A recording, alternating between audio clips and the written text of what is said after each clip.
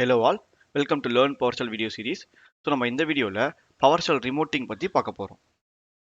So PowerShell ரிமோட்டிங்னா என்ன அப்படின்னு நீங்கள் கேட்டிங்கனாக்கா, பவர்ஷெல் ரிமோட்டிங்கிறது ஒரு டூல் இல்லைன்னா ஒரு ஃபீச்சர்னு சொல்லலாம். இது என்ன பண்ணுன்னு கேட்டிங்கனாக்கா, ஒரே ஒரு பவர்ஷெல் இன்டராக்டிவ் செல்லேருந்து நம்ம வெவ்வேறு விதமான கம்ப்யூட்டருக்கு கனெக்ட் பண்ணி நமக்கு தேவையான கமாண்டை எக்ஸிக்யூட் பண்ணி அந்த அவுட்புட் எல்லாம் இந்த ஒரே ஷெல்லே நம்ம பார்க்கலாம். இதுதான் இதோட பெரிய அட்வான்டேஜ். இதில் என்னப்பா அட்வான்டேஜ் இருக்குது அப்படின்னு நீங்கள் கேட்கலாம். இப்போ நார்மலாக இப்போ நீங்கள் வந்து இவ்வளோ நாள் நம்ம பார்த்துருக்கோம் பார்த்தீங்களா எக்ஸசைஸ், இது எல்லாமே பார்த்தீங்கன்னாக்கா நம்ம ஒரே கம்ப்யூட்டர்ல அதே கம்ப்யூட்டர்ல எக்ஸிக்யூட் பண்ணுவோம், அதே கம்ப்யூட்டர்ல அவுட்புட் பார்ப்போம். ஸோ இந்த மாதிரி இருந்துச்சு. இப்போ ஒரு சுச்சுவேஷன் வரலாம் உங்களுக்கு. வேற ஒரு கம்ப்யூட்டர்ல வந்து நீங்க ஒரு கமாண்ட் எக்ஸிக்யூட் பண்ணி அவுட்புட் பார்க்கணும்னு வச்சுக்கோங்களேன். அந்த மாதிரி சுச்சுவேஷன் நீங்க என்ன பண்ணுவீங்க இப்போ? அந்த கம்ப்யூட்டர் லாகின் பண்ணுவீங்க, அப்புறம் பவர் ஷெல் ஓப்பன் பண்ணுவீங்க, அதுக்கப்புறமா உங்களுக்கு தேவையான கமாண்டை டைப் பண்ணி அவுட்புட் பார்ப்பீங்க. கரெக்ட்டுங்களா? ஸோ இந்த மாதிரி பண்ணாம நீங்க ஒரு அட்மின் மிஷின் வச்சிருக்கீங்கன்னு வச்சுக்கோங்களேன். அந்த மிஷின்லேருந்தே உங்களுக்கு எத்தனை மிஷின் வேணாலும் நீங்க பவர் ஷெல் ரிமோட்டிங் மூலமா கனெக்ட் பண்ணி அந்த கமாண்ட் எக்ஸிக்யூட் பண்ணி அந்த அவுட்புட் வந்து உங்க ஒரே விண்டோலயே பார்க்கலாம். இதனால உங்களுக்கு நிறைய டைம் சேவ் ஆகும். எனக்கு அந்த மிஷின் லாகின் பண்ணும், பவர் ஷெல் ஓப்பன் பண்ணும், இந்த மாதிரி எந்த விதமான பிரச்சனையும் இருக்காது. இதை தவிர இன்னும் எக்கச்சக்கமான அட்வான்டேஜஸ்லாம் இருக்கு. அதெல்லாம் இந்த வீடியோல போக போக பார்க்கலாம். ஸோ இப்போதைக்கு பவர் ஷெல் ரிமோட்டிங்னா என்னன்னு கேட்டீங்கன்னாக்கா, ஒரே ஒரு இன்டராக்டிவ் ஷெல்லேருந்து நம்ம என்ன பண்ணலாம், வெவ்வேறு விதமான கம்ப்யூட்டர் கனெக்ட் பண்ணி பவர் ஷெல் கமாண்ட் எக்ஸிக்யூட் பண்ணி அந்த அவுட்புட் எல்லாம் இந்த ஒரே விண்டோலயே பார்க்கலாம் அப்படின்னு புரிஞ்சுக்கிட்டீங்க. ஸோ இதெல்லாம் என்ன அட்வான்டேஜ்? இப்போ நான் ஏன் இதை பத்தி படிக்கணும் அப்படின்னு கேட்டீங்கன்னாக்கா, நான் ஆல்ரெடி சொன்ன மாதிரி இது வந்து உங்களுக்கு வந்து இந்த லாகிங் பண்றது, லாக் அவுட் பண்றது, இந்த மாதிரி நிறைய பிரச்சனையை உங்களுக்கு சால்வ் பண்ணும். ஃபார் எக்ஸாம்பிளுக்கு நீங்க 3 4 சிஸ்டம் டக்கு டக்குன்னு கனெக்ட் பண்ணி அவுட்புட் பார்க்கணும்னு வச்சுக்கோங்களேன். அந்த மாதிரி சுச்சுவேஷன் நீங்க என்ன பண்ணலாம், இந்த மாதிரி பவர் ஷெல் செஷன் ஒன்று ஓப்பன் பண்ணிட்டு எல்லா மிஷின்லையும் நீங்க வந்து இந்த ரிமோட்டிங் கமாண்ட் யூஸ் பண்ணி ஈஸியாக கனெக்ட் பண்ணி டக்கு டக்குன்னு பார்த்துடலாம். இதே நீங்கள் நார்மலாக பண்ணணும்னாக்கா அந்த மிஷின் லாகின் பண்ணுற வரைக்கும் வெயிட் பண்ணணும், அப்புறம் பவர் ஷெல் ஓப்பன் பண்ணணும், திரும்பி லாக் ஆஃப் பண்ணணும், இந்த மாதிரி நிறைய விஷயம் இருக்குது. ஸோ இந்த மாதிரி எந்த பிரச்சனையுமே இல்லாமல் ஒரே ஷெல்லே நம்ம என்ன வேணும் அவுட்புட்லாம் பார்த்துடலாம். நீங்கள் ஆல்ரெடி லினக்ஸ்லாம் ஒர்க் பண்ணியிருந்தீங்கன்னாக்கா அந்த எஸ்எஸ்ஹெச்லாம் யூஸ் பண்ணுவோம் தெரியுங்களா? எஸ்எஸ்ல என்ன பண்ணுவோம், புட்டிங்கிற சாஃப்ட்வேர் யூஸ் பண்ணி அதை வெவ்வேறு சர்வரை கனெக்ட் பண்ணி நம்ம வந்து ஒர்க் பண்ணுவோம் பார்த்தீங்களா? அதே சினாரியோ தான் இங்கே பவர் ஷெல் ரிமோட்டிங்கில் பண்ண போகிறோம். இதுக்கப்புறமா மல்டி டாஸ்கிங்க்கு இங்கே ஒரு ஆப்பர்ச்சுனிட்டி இருக்குது. என்னன்னு கேட்டிங்கனாக்கா, ஃபார் எக்ஸாம்பிளுக்கு நீங்க வந்து ஒரு 5 6 கம்ப்யூட்டர்ல கனெக்ட் பண்ணி டக்கு டக்குன்னு அவுட்புட் எடுக்கணும்னு வச்சுக்கோங்களேன். ஸோ அதை லாகின் பண்ணாம இந்த பவர் ஷெல் ரிமோட்டிங் மூலமா நீங்க வந்து ஈஸியா கனெக்ட் பண்ணி அட் அ டைம்ல வந்து ஆட்டோமேட் பண்ணி விட்டுடலாம். ஆட்டோமேட்டிக்கா நீங்க கனெக்ட் பண்ணி இந்த அவுட்புட் எடுத்துட்டு வா அப்படின்னு சொல்லி விட்டுடலாம். ஸோ அதுக்கு இது அட்வான்டேஜ் இருக்கு. ஸோ இந்த வீடியோல நம்ம என்னெல்லாம் பார்க்க போறோங்கிறத வந்து அடுத்த செக்ஷன்ல பார்க்கலாம். ஸோ இந்த வீடியோவில் பவர் ஷெல் ரிமோட்டிங் பற்றி என்னெல்லாம் பார்க்க போகிறோம்னு கேட்டிங்கனாக்கா, ஃபஸ்ட்டு பவர் ஷெல் ரிமோட்டிங்னா என்ன, அது எப்படி ஒர்க் ஆகுதுங்கிறத பற்றி பார்க்க போகிறோம். அதுக்கு பின்னாடி என்னென்ன சர்வீஸ்லாம் இருக்குது, அதெல்லாம் எப்படி யூஸ் பண்ணுதுங்கிறத பற்றி பார்க்க போகிறோம். அப்புறம் வந்து எப்படி ஒரு மிஷினை பவர் ஷெல் ரிமோட்டிங் எனேபிள் பண்ணுறது அப்படிங்கிறத பற்றிலாம் பார்க்க போகிறோம். அப்புறம் ஒரு 3 கமாண்ட் பார்க்க போகிறோம். Enter PS session, exit PS session, invoke command. இந்த கமாண்ட்லாம் யூஸ் பண்ணி எப்படி வந்து ரிமோட்டிங் வச்சு ஒர்க் பண்ணலாம் அப்படிங்கிறத பற்றிலாம் பார்க்க போகிறோம். ஸோ பார்க்கலாம் வாங்க. ஸோ நமக்கு இப்போ பவர் ஷெல் ரிமோட்டிங்னா என்னன்னு ஒரு ஐடியா கிடைச்சிருக்கும். ஸோ பவர் ஷெல் ரிமோட்டிங்னா என்னன்னு கேட்டிங்கனாக்கா, நம்ம ஒரே கம்ப்யூட்டர்லேருந்து நம்ம வந்து வெவ்வேறு கம்ப்யூட்டருக்கு வந்து நம்ம என்ன பண்ணலாம், பவர் ஷெல் செஷன் எஸ்டாப்ளிஷ் பண்ணலாம். எஸ்டாப்ளிஷ் பண்ணி நமக்கு தேவையான கமாண்டை ரன் பண்ணலாம். ரன் பண்ணி நமக்கு தேவையான அவுட்புட் எல்லாத்தையுமே வந்து இந்த கம்ப்யூட்டரோட பவர் ஷெல் விண்டோலயே பார்த்துடலாம். நம்ம தனியாக இந்த சிஸ்டம் லாகின் பண்ணி இந்த சிஸ்டம் லாகின் பண்ணி வந்து கமாண்ட் எக்ஸிக்யூட் பண்ணணுங்கிற அவசியம் எதுவுமே இல்லை. ஒரே கம்ப்யூட்டர்லேருந்து நம்ம பவர் ஷெல் செஷன் எஸ்டாப்ளிஷ் பண்ணி நம்ம வந்து தேவையான கமாண்ட் எக்ஸிக்யூட் பண்ணி நம்ம வந்து எல்லா அவுட்புட்டையும் வந்து இதிலேயே பார்த்துலாம். இதுதான் பவர் ஷெல் ரிமோட்டிங்னு நம்ம சொல்லிட்டோம். ஸோ நம்ம இந்த பவர் ஷெல் ரிமோட்டிங்கில் முக்கியமாக கவனிக்கக்கூடிய விஷயம் ஒன்று என்னன்னு கேட்டிங்கனாக்கா, நம்ம இந்த ஹோஸ்ட் கம்ப்யூட்டர்லேருந்து ஏதாவது ஒரு ரிமோட் கம்ப்யூட்டருக்கு நம்ம பவர் ஷெல் செஷன் எஸ்டாப்ளிஷ் பண்ணிட்டோம்னாக்கா, இந்த பவர் ஹோஸ்ட் மிஷினில் பார்க்குறோம் பார்த்தீங்கன்னா பவர் ஷெல் விண்டோவில் அதில் இருக்கிற பவர் ஷெல்ஸ்க்கு வந்து இந்த மிஷினோடது ஆக்சுவலாக. ஸோ நீங்கள் என்னதான் வந்து என்னெல்லாம் ரன் பண்ணுறீங்களோ அது எல்லாமே வந்து இந்த மிஷினில் ரன் ஆகும். ஸோ நீங்கள் எந்த ஃபோல்டர் நேவிகேட் பண்ணாலும் அதெல்லாம் இந்த மிஷினில் இருக்க ஃபோல்டர் தான் நேவிகேட் பண்ண முடியும். இந்த மிஷினில் இருக்கிறது எதுவுமே பார்க்க முடியாது. ஓகேங்களா? ஸோ இது ஒரு பெரிய அட்வான்டேஜ். என்ன அட்வான்டேஜ் கேட்டிங்கனாக்கா, நம்ம மாடியூல்ஸ் என்னன்னு பார்த்துருப்போம் முன்னாடி. மாடியூல்ஸ் என்னது, குரூப் ஆஃப் கமாண்ட்லெட்ஸ் அப்படின்னு சொல்லிட்டோம். உதாரணத்துக்கு நீங்கள் வந்து ஒரு ஃபோல்டரில் ஒர்க் பண்ணணும்னு வச்சுக்கோங்களேன். ஃபோல்டரில் என்னெல்லாம் வேலை பண்ணலாமோ அது எல்லாத்துக்கும் வந்து பவர் ஷெல் கமாண்டட் எழுதிடுவாங்க. எழுதிட்டு அதை ஒரு குரூப் பண்ணி ஃபோல்டருங்கிற மாடியூலில் வச்சிருவாங்க. ஸோ இந்த ஃபோல்டருங்கிற மாடியூல் எந்தெந்த மிஷின்லாம் நீங்கள் இன்ஸ்டால் பண்ணுறீங்களோ அந்தந்த மிஷின்லாம் நீங்கள் ஃபோல்டரை வந்து பவர் ஷெல் யூஸ் பண்ணி கண்ட்ரோல் பண்ணிக்கலாம். ஏன்னா அதுக்குள்ள நிறைய கமெண்ட்ஸ் இருக்கும். அதே மாதிரி நம்ம உதாரணத்துக்கு எடுத்துக்கலாமே, இது வந்து நான் உங்கள் லேப்டாப் ஓகேங்களா? இது வந்து ஒரு சர்வர், டேட்டாபேஸ் சர்வர்னு வச்சுக்கலாமே. நம்ம இதில் வந்து எஸ்கியூஎல் டேட்டாபேஸை இன்ஸ்டால் பண்ணி வச்சிருக்கோம். ஓகேங்களா? ஸோ பவர் ஷெல் இதே மாதிரி எஸ்கியூஎல்க்குன்னு வந்து ஒரு மாடியூல் இருக்கு. அந்த மாடியூலை நம்ம வந்து இந்த கம்ப்யூட்டர்ல மட்டும் தான் இன்ஸ்டால் பண்ணிருக்கோம். அப்படின்னு என்ன அர்த்தம், நம்ம எஸ்கியூஎல் கமாண்ட்ஸை வந்து இந்த கம்ப்யூட்டர்ல மட்டும் தான் ரன் பண்ண முடியும், இந்த கம்ப்யூட்டர்ல ரன் பண்ணா ஒர்க் ஆகுதுன்னு அர்த்தம். ஸோ நம்ம இந்த கம்ப்யூட்டர்ல இருந்து பவர் ஷெல் செஷனை வந்து நம்ம இந்த கம்ப்யூட்டருக்கு எஸ்டாப்ளிஷ் பண்ணிட்டோம்னு வச்சுக்கோங்களேன், நமக்கு இங்க தெரியிற விண்டோ எதோடது, இந்த கம்ப்யூட்டரோடது. ஸோ அப்போ நம்ம என்ன பவர் எஸ்கியூஎல் கமாண்ட் ரன் பண்ணாலும் ரன் ஆகி நமக்கு அவுட்புட் தரும். ஏன்னா நம்ம இந்த கம்ப்யூட்டர் கனெக்ட் பண்ணதுனால இந்த கம்ப்யூட்டரோட பவர் ஷெல் விண்டோ வந்து இங்க தெரியறதுனால, ஸோ நம்ம ஃபுல்லா ஒர்க் பண்ணது ஃபுல்லா இந்த கம்ப்யூட்டர்ல வெறும் டிஸ்பிளே மட்டும் தான் நமக்கு வந்து இதுல காமிக்குது. நம்ம நார்மலா ரிமோட் டெஸ்க்டாப் பண்ணுவோம் பாத்தீங்களா, நம்ம என்ன பண்ணுவோம், எல்லாமே இதுல பார்ப்போம். ஆனா ஆக்சுவலா நம்ம வந்து ஆர்டிபி மிஷின்ல தான் ஒர்க் பண்ணுவோம் கரெக்ட்டுங்களா? அதே சிஸ்டம் தான் இங்க ஃபாலோ பண்றாங்க. என்ன பண்றாங்க? இங்க பவர் ஷெல்ல ரிமோட் டெஸ்க்டாப் பண்றீங்க. அவ்வளவுதான் வித்தியாசம். மத்தபடி எதுவுமே கிடையாது. சோ இப்போ நம்ம வந்து பவர் ஷெல் ரிமோட்டிங்னா என்னன்னு ஓரளவுக்கு தெரிஞ்சிருச்சு. சோ இது எப்படி ஒர்க் ஆகுதுங்கிறத பத்தி இப்ப பார்ப்போம். சோ ஃபர்ஸ்ட் திங் நமக்கு என்ன தெரியும்னாக்கா வந்து, ஃபர்ஸ்ட் ஒரு கம்ப்யூட்டருக்கும் இன்னொரு கம்ப்யூட்டருக்கும் தகவல பரிமாறிக்கணும். அந்த தகவல பரிமாறுறதுக்கு நமக்கு ஒரு கம்யூனிகேஷன் மீடியம் தேவை. எப்படியாச்சும் கம்யூனிகேட் பண்ணணும். சோ அந்த கம்யூனிகேஷனுக்காக யூஸ் பண்றது தான் வந்து WSMAN. சோ PS ரிமோட்டிங் வந்து ஒரு கம்ப்யூட்டருக்கும் இன்னொரு கம்ப்யூட்டருக்கும் இடையில தகவல பரிமாறிக்கிறதுக்கு யூஸ் பண்ற சர்வீஸ் பேர் வந்து WSMAN, web service for management. இந்த சர்வீஸ் தான் யூஸ் பண்ணி இது என்ன பண்ணாக்கா இங்க இருக்கிற தகவல் வந்து இங்க கொண்டு போய் சேர்க்குது, இங்க இருக்கிற தகவல் வந்து இங்க கொண்டு போய் சேர்க்குது. இந்த WSMANங்கிறது என்ன புரோட்டோகால் யூஸ் பண்ணி கம்யூனிகேட் பண்ணுதுன்னு கேட்டீங்கன்னாக்கா HTTP அண்ட் HTTPS. ஸோ இந்த காரணத்தினால தான் வந்து PS ரிமோட்டிங் வந்து WSMAN சூஸ் பண்ணாங்க. ஏன்னு கேட்டீங்கன்னாக்கா இந்த HTTP அண்ட் HTTPSங்கிறது வந்து ஆல்மோஸ்ட் எல்லா நெட்வொர்க்லையுமே பார்த்தீங்கன்னாக்கா வந்து ஓப்பன் தான் ஆக்சுவலாக இந்த கம்யூனிகேஷன் வந்து அலோவ் பண்ணியிருப்பாங்க. ஃபயர்வால் எங்கேயுமே பிளாக் ஆயிருக்காது. ஏன்னா நார்மலாக வெப்புக்கு எல்லாத்துக்குமே வந்து HTTP அண்ட் HTTPS கம்யூனிகேஷன் தேவைங்கிறதுனால தான் வந்து ஓப்பன் பண்ணி விட்டுருப்பாங்க. ஸோ இந்த காரணத்துக்கான தான் இந்த நம்ம பவர் ஷெல் ரிமோட்டிங் வந்து எந்த விதத்தையும் தடப்படக்கூடாது, பவர் ஷெல் கம்யூனிகேஷன் வந்து எந்த விதத்தையும் தடப்படக்கூடாதுங்கிறதுக்காக தான் வந்து என்ன பண்ணியிருக்காங்க, PS ரிமோட்டிங் வந்து WSMANங்கிற ஒரு டூல் யூஸ் பண்ணி வந்து கம்யூனிகேஷன் வந்து எஸ்டாப்ளிஷ் பண்ணுது. ஸோ PS ரிமோட்டிங் வந்து கம்யூனிகேஷனுக்காக WSMAN யூஸ் பண்ணுது. அதுக்கப்புறம் இன்னொரு விஷயம் என்ன கேட்டீங்கன்னாக்கா, இந்த ரிமோட் கம்ப்யூட்டர் வந்து வர ரெக்வஸ்ட் கரெக்டான ரெக்வஸ்ட் தானே அப்ரூவ் பண்ணும். அப்புறம் வந்து நம்ம கனெக்ஷன் எஸ்டாப்ளிஷ் பண்ணும். இதுக்காக யூஸ் பண்ற ஒரு முக்கியமான சர்வீஸ் தான் வந்து WinRMனுவாங்க. விண்டோஸ் ரிமோட் மேனேஜ்மெண்ட் சர்வீஸ் அப்படின்னுவாங்க. இந்த சர்வீஸ் என்ன பண்ணணும்னாக்கா நீங்க வந்து எந்தெந்த மிஷின்லாம் நீங்க remote connection power shell remoting use பண்ண போறீங்களோ அந்தந்த மிஷின்ல இந்த சர்வீஸ் இன்ஸ்டால் ஆயிருக்கணும். அப்புறம் இந்த சர்வீஸ் வந்து ரன்னிங்ல இருக்கணும் ஆக்சுவலா. ரன்னிங்ல இருந்தா என்ன நடக்கும்னு கேட்டீங்கன்னாக்கா இது வந்து ஒரு லிசனர் போலன்னு வச்சுக்கோங்களேன். இது என்ன பண்ணுன்னு கேட்டீங்கன்னா இந்த விண்ணாரம் வந்து இன்கமிங் வர டிராஃபிக் எல்லாத்தையுமே வந்து இந்த கம்ப்யூட்டருக்கு வர டிராஃபிக் எல்லாத்தையுமே வந்து லிசன் பண்ணிக்கிட்டே இருக்கும். ஓகேங்களா? லிசன் பண்ணிக்கிட்டே இருக்கும். லிசன் பண்ணிக்கிட்டு இருக்கணும். அது என்ன படிக்கும்னாக்கா ஒரு டிராஃபிக்ல இது 3 விஷயம் நோட் பண்ணும். ஃபர்ஸ்ட் இன்கமிங் டிராஃபிக் எங்கேருந்து வருது, எந்த ஹோஸ்ட்லேருந்து வருதுன்னு நோட் பண்ணும். அப்புறம் என்ன போர்ட் வச்சு வருதுன்னு நோட் பண்ணும். தேர்ட் ஒன் வந்து என்ன அப்ளிகேஷன் இதுக்கு வந்து தேவைப்படுது அது மூணுத்தையுமே நோட் பண்ணும். இந்த 3 விஷயமே வந்து இன்கமிங் டிராஃபிக்ல இருக்கும். இந்த 3 விஷயமும் வந்து இன்கமிங் டிராஃபிக்ல இருக்கும். இந்த விண்ணாரம்ங்கிற சர்வீஸ் என்ன பண்ணும், அது லிசன் பண்ணும். ஒரு பாக்கெட்டா ரிசீவ் வர எல்லா பாக்கெட்டையும் ஒன்று ஒன்றா திறந்து படிக்கும். ஃபர்ஸ்ட் எங்கேருந்து வருதுங்கிறத படிக்கும். அப்புறம் என்ன போர்ட் யூஸ் பண்ணி வருது, என்ன ஐபி என்ன போர்ட் யூஸ் பண்ணுங்கிறத பத்தி படிக்கும். மூணாவது விஷயம் என்ன படிக்கும்னாக்கா வந்து இது என்ன அப்ளிகேஷன் யூஸ் பண்ணுது அப்படிங்கிறத பத்தி படிக்கும். இதை படிச்சுட்டு என்ன பண்ணுனாக்கா இந்த விண்ணாரம் கிட்ட ஒரு லிஸ்ட் இருக்கும்னு வச்சுக்கோங்களேன். அந்த லிஸ்ட்ல வந்து இந்த அப்ளிகேஷன் நேம் வந்து அலோவில் இருக்கான்னு செக் பண்ணும். இந்த அப்ளிகேஷன் அலோவ் பண்ணியிருக்காங்களா நம்ம கம்ப்யூட்டருக்கு அப்படின்னு செக் பண்ணும். இப்போ இந்த இன்கமிங் டிராஃபிக்ல வர லிஸ்ட்ல வர அப்ளிகேஷன் வந்து இந்த லிஸ்ட்ல இருந்துச்சுனாக்கா அந்த செஷனை வந்து அலோவ் பண்ணி தேவையான இன்ஃபர்மேஷன் ட்ரான்ஸ்ஃபர் பண்ணும். ஒரு உதாரணத்துக்கு இப்போ இந்த ஹோஸ்ட் கம்ப்யூட்டர் வந்து இங்கேருந்து நமக்கு வந்து பவர் செல் செஷனை எஸ்டாப்ளிஷ் பண்ணும் இந்த ரிமோட் கம்ப்யூட்டருக்கு. இது என்ன பண்ணும், எனக்கு பவர் செல் செஷன் வேணும் அப்படின்னு சொல்லிட்டு என்ன பண்ணும் 5985ங்கிற ப்ரோட்டோகால் யூஸ் பண்ணி இதை வந்து டேரெக்டாக இங்கே ட்ரான்ஸ்ஃபர் பண்ணும். இங்கே ட்ரான்ஸ்ஃபர் பண்ணி இங்கே வந்து நிற்கும். இந்த இடத்துல என்ன பண்ணும், விண்ணாரம் சர்வீஸ் ஆல்ரெடி ரன் ஆகிட்டு இருக்குன்னு வச்சுப்போமே. ரன் ஆகிட்டு இருக்கிற பட்சத்தில் இது ஆல்ரெடி எல்லா இன்கமிங் டிராஃபிக்கையும் படிச்சுட்டே வருமா. ஸோ இந்த இன்கமிங் டிராஃபிக்கையும் படிக்கும். PS ரிமோட்டிங் ரெக்வஸ்ட் கூட இன்கமிங் டிராஃபிக்கையும் படிக்கும். படிக்கும்போது என்ன படிக்கும், இந்த ஹோஸ்ட்லேருந்து வந்திருக்குது, இந்த போர்ட் யூஸ் பண்ணிருக்காங்க, இந்த ஐபி யூஸ் பண்ணிருக்காங்க, எனக்கு என்ன வேணும்னாக்கா பவர் செல் ரிமோட்டிங் செஷனை வந்து நான் யூஸ் பண்ணணும் அப்படின்னு சொல்லி வந்திருக்கும். ஸோ இப்போ இது என்ன பண்ணும், இதுகிட்ட ஒரு லிஸ்ட் இருக்குன்னு சொன்ன பார்த்தீங்களா, அந்த லிஸ்ட்ல செக் பண்ணும் இந்த பவர் செல்லுங்கிற அப்ளிகேஷன் வந்து ரெஜிஸ்டர் ஆயிருக்கா என் லிஸ்ட்ல அப்படின்னு செக் பண்ணும்.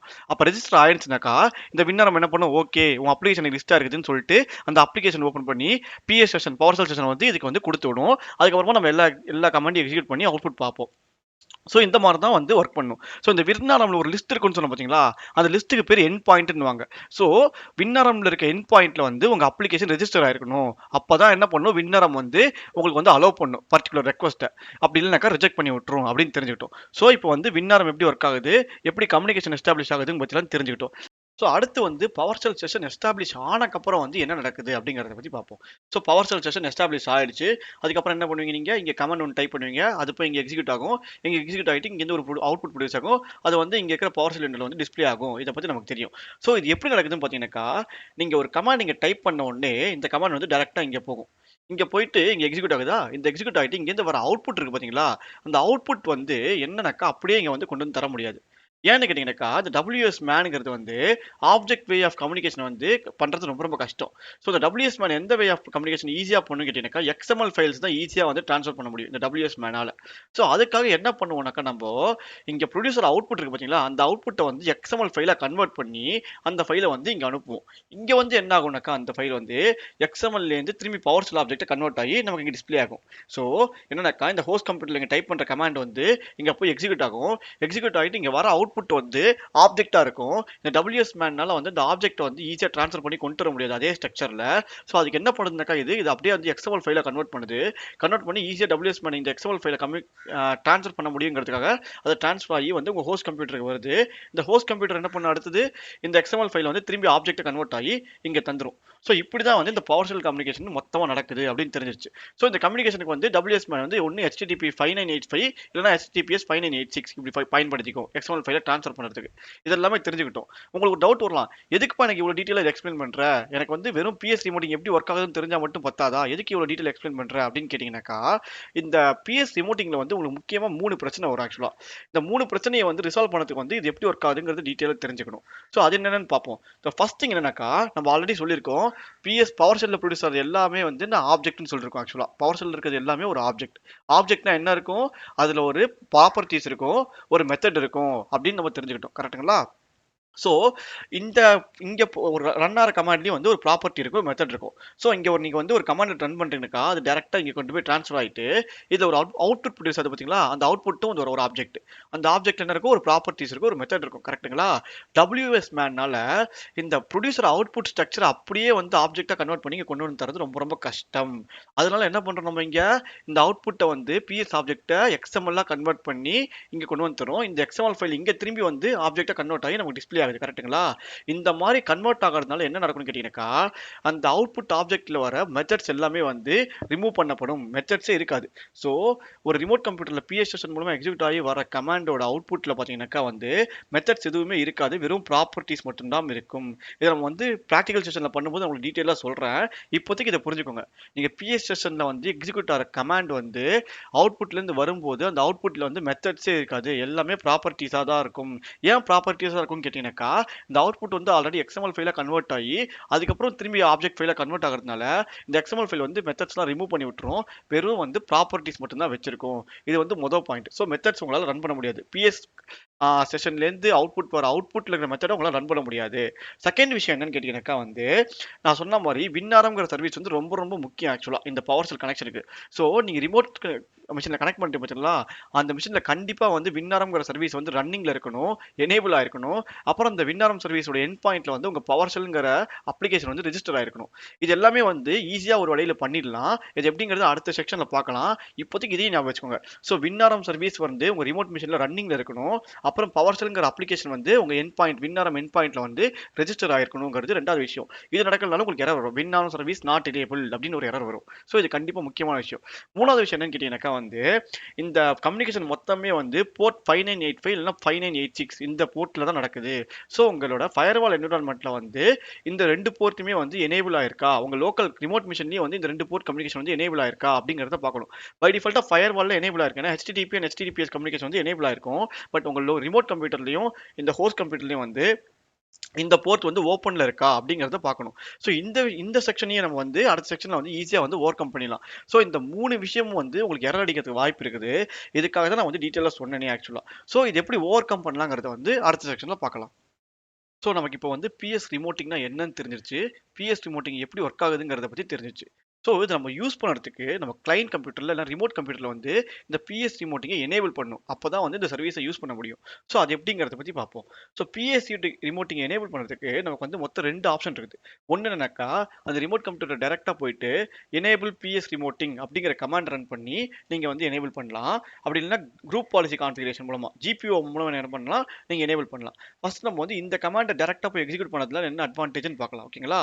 ஸோ நீங்க என்ன பண்றீங்கன்னாக்கா, அந்த ரிமோட் கம்ப்யூட்டர்ல போறீங்க, எனேபிள் பிஎஸ் ரிமோட்டிங் அப்படிங்கிறத எக்ஸிக்யூட் பண்ண போறீங்க. ஸோ என்ன பண்ணும், அந்த ரிமோட் கண்ட்ரோல் லாகின் பண்ணிட்டு பவர் ஷெல்ல வந்து அட்மினிஸ்ட்ரேட்டர் ரன் பண்ணிட்டு நீங்க எனேபிள் பிஎஸ் ரிமோட்டிங் அப்படிங்கிற கமாண்டை கொடுத்தீங்கன்னாக்கா இந்த கமாண்ட் என்ன பண்ணும் கேட்டீங்கன்னாக்கா ஃபர்ஸ்ட் பிஎஸ் ரிமோட்டிங்கிற ஆப்ஷனை எனேபிள் பண்ணி விடும். செகண்ட் விஷயம் என்ன பண்ணுனாக்கா, நம்ம போன சாப்டர்ல பேசணும் பாத்தீங்களா, என்ன பண்ணும், வின்னாரம்ங்கிற சர்வீஸ் வந்து ரொம்ப ரொம்ப முக்கியமோ அந்த சர்வீஸை வந்து எனேபிள் பண்ணும், ஸ்டார்ட் பண்ணி விடணும்னு சொன்ன பாத்தீங்களா. இதுவே ஆட்டோமேட்டிக்கா என்ன பண்ணும், வின்னாரம் சர்வீஸை ஸ்டார்ட் பண்ணி விட்டுரும். அடுத்து என்ன பண்றோம், நம்ம என்ன சொன்னோம், பவர் ஷெல்ங்கிற அப்ளிகேஷன் வந்து வின்னாரமோட எண்ட் பாயிண்ட்ல வந்து ரெஜிஸ்டர் பண்ணிக்கணும் அப்படின்னு சொன்ன பாத்தீங்களா. அதையும் வந்து இந்த கமாண்ட் வந்து ஆட்டோமேட்டிக்கா வந்து பவர் ஷெல்ல வந்து ரெஜிஸ்டர் பண்ணி விட்டுரும் எண்ட் பாயிண்ட்ல. ஓகேங்களா, லிசனர்ல ரெஜிஸ்டர் பண்ணி விட்டுரும். மூணாவது விஷயம் என்ன சொன்னோம், இந்த 5985 5986ங்கிற போர்ட் வந்து கண்டிப்பா எனேபிள் ஆயிருக்கணும் அப்படின்னு சொன்னோம் பாத்தீங்களா. அதையும் இந்த கமாண்ட் என்ன பண்ணி விட்டுரும், ஆட்டோமேட்டிக்கா வந்து ஓபன் பண்ணி விட்டுரும் இந்த போர்ட் கரெக்ட் ரிமோட் மிஷின்ல. ஸோ இந்த கமாண்ட் ரன் பண்ணீங்கன்னாக்கா போயிட்டு ரிமோட் மிஷின்ல மொத்தம் 3 வேலை நடக்கும். ஃபர்ஸ்ட் வேலை என்ன பண்ணும், இது பிஎஸ் ரிமோட்டிங் ஆப்ஷனை வந்து எனேபிள் பண்ணி விடும். செகண்ட் என்ன பண்ணும், வின்னாரம் சர்வீஸை ஸ்டார்ட் பண்ணி விடும். அப்புறம் வந்து உங்க பவர் ஷெல் அப்ளிகேஷனை வந்து அந்த வின்னாரம் எண்ட் பாயிண்ட்ல வந்து ரெஜிஸ்டர் பண்ணி விடும். மூணாவது பாயிண்ட் என்ன பண்ணிடும்னாக்கா, இந்த பவர் ஷெல் ரிமோட்டிங்க்கு உண்டான போர்ட்ஸ் எல்லாத்தையுமே வந்து அதை ஓபன் பண்ணி விட்டுரும் அந்த மிஷின்ல. ஸோ இதுதான் வந்து இந்த கமாண்டோட அட்வான்டேஜ். இதுல முக்கியமான விஷயம் நீங்க என்ன கவனிக்கணும்னாக்கா, ஒருவேளை உங்க நெட்வொர்க் அடாப்டர் ப்ரொஃபைல் வந்து பப்ளிக்னு இருந்துச்சுன்னு வச்சுக்கோங்களேன், அப்போ நீங்க வந்து இந்த ஃபயர்வால் போர்ட் வந்து எனேபிள் ஆகாது. அப்போ மட்டும் நீங்க செக் பண்ணிக்கணும். ஓகேங்களா, மற்றபடி நீங்க நார்மலா ஆர்கனைசேஷன் ஒர்க் பண்ணாலும் சரி, நம்ம வீட்டில் ஹவுஸ் சிஸ்டத்துலேயே வந்து முக்கால்வாசி வந்து இந்த நெட்வொர்க் அடாப்டர் செட்டிங்ஸ் வந்து ஒன்று ப்ரைவேட்டில் இருக்கும், இல்லைனா ஹோமில் இருக்கும். ஓகேங்களா, இந்த கேஃபே அங்கெல்லாம் போனால் தான் பப்ளிக்கில் இருக்கும். ஸோ 99% ஆஃப் தி டைம் வந்து உங்களுக்கு இந்த பிரச்சனையாக இருக்காது. ஸோ இந்த கமாண்டை நீங்கள் ரன் பண்ணினாக்கா முன்னாடி சொன்ன 2 ட்ராபேக்ஸ் வந்து, அதாவது பிளாக்கிங் பாயிண்ட்ஸ் வந்து இது ரிமூவ் பண்ணி விட்டுரும். இதே ஜிபிஓ மூலமா நீங்க பண்ண போறீங்கனாக்கா, இது எனக்கா ஒரு சிஸ்டமா நீங்க வந்து ஒரு வாட்டி லாகின் பண்ணி ரிமோட்டிங் எனேபிள் பண்ண முடியாது. கிட்டத்தட்ட உங்ககிட்ட ஒரு 500 மிஷின் இருக்குன்னு வச்சுக்கோங்களேன். அப்போ இந்த மெத்தட் வந்து உங்களுக்கு கரெக்டா வராது. ஸோ அப்போ என்ன பண்ணுவீங்க, நீங்க ஜிபிஓ மூலமா போடுவீங்க. ஸோ குரூப் பாலிசி ஆப்ஜெக்ட்ல நீங்க மொத்தம் 3 பாலிசி கிரியேட் பண்ணதா இருக்கும். ஸோ நீங்க என்ன பண்ணுவீங்க, இந்த லொகேஷனுக்கு போவீங்க, போயிட்டு ஃபர்ஸ்ட் ரிமோட் ஷெல் எனேபிள் பண்ணணும். ரிமோட் ஷெல்லுங்கிற இதுல அப்புறம் விண்டோஸ் ரிமோட் மேனேஜ்மெண்ட் நீங்க என்ன பண்ணணும்னாக்கா வந்து இந்த விண்டோஸ் ரிமோட் மேனேஜ்மெண்ட் சர்வீஸ் ஆட்டோமேட்டிக்கா ரன் பண்ண வைக்கணும். அப்புறம் பவர் ஷெல்லுங்கிற அப்ளிகேஷன் ரெஜிஸ்டர் பண்ணி வைப்பீங்க. மூணாவது விஷயம் என்ன பண்ணுவீங்கனாக்கா, ஃபயர்வால் போர்ட் வந்து ஓப்பன் பண்ணுவீங்க. 5985 5986 இந்த மூணுத்துக்கும் வந்து 3 பாலிசி கிரியேட் பண்ணி அதை அப்ளை பண்ணிட்டீங்கன்னாக்கா வந்து உங்களுக்கு ஆட்டோமேட்டிக்கா வந்து ஜிபிஓ மூலமா எல்லா அப்ளிகேஷனுக்கும் அப்ளை ஆயிடும். ஸோ இந்த ஜிபிஓ கான்ஃபிகரேஷன் எப்படி பண்ணுறதுங்கிறத வந்து நான் கீழே வந்து டிஸ்கிரிப்ஷனில் கொடுத்துருக்கேன், நீங்க அங்க ரெஃபர் பண்ணிக்கோங்க. சரிங்களா, சோ அடுத்த விஷயம் என்னன்னு பாத்தீங்கன்னாக்கா வந்து, நம்ம சொல்லியிருந்தோம் பவர் ஷெல் ரிமோட்டிங்கிறது டிஃபால்ட்டா வந்து HTTPனா 5985 இல்லைனா HTTPSனா 5986 போர்ட் மூலமா தான் வந்து கம்யூனிகேட் ஆகும் அப்படிங்கிறத பத்தி சொல்லியிருந்தோம். ஒரு சில இடத்துல பார்த்தீங்கன்னாக்கா, எனக்கு இந்த டிஃபால்ட் போர்ட்லாம் தேவையில்லை, நான் கஸ்டமைஸ்டா ஒரு போர்ட், இந்த போர்ட்டில் தான் எனக்கு வந்து பவர் ஷெல் ரிமோட்டிங்ல நடக்கணும் அப்படின்னு ஒரு சில பேர் கேட்பாங்க. அந்த மாதிரி சுச்சுவேஷன் நீங்க என்ன பண்றான், இந்த வின்னாரம் வந்து இந்த போர்ட்டில் லிசன் பண்ணிக்கோ இந்த பவர் ஷெல் ரிமோட்டிங்க்கு அப்படின்னு சொல்லி செட் பண்ணலாம். அதுதான் இந்த கமாண்ட் யூஸ் பண்ணுவீங்க. பட் 99.99% ஆஃப் தி டைம் வந்து எல்லாருமே என்ன பண்ணுவாங்கனாக்கா டிஃபால்ட் போர்ட்லேயே விட்டுருவாங்க. ஒருவேளை உங்களுக்கு வந்து மாற்றணும்னாக்கா நீங்க வந்து இந்த கமாண்ட் யூஸ் பண்ணி மாத்திக்கலாம். இதே நம்ம பிராக்டிகல் சிஸ்டம் எப்படின்னு பார்க்கலாம்.